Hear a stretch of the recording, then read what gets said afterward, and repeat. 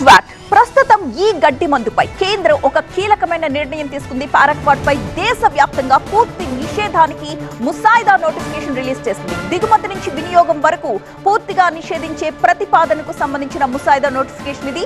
చట్ట విరుద్ధం కానున్న తయారీ, విక్రయాలు, వినియోగం అంటే ఈ గడ్డి మందును తయారు చేయడం కానీ విక్రయించడం కానీ పూర్తిగా చట్ట విరుద్ధం అని చెప్తోంది.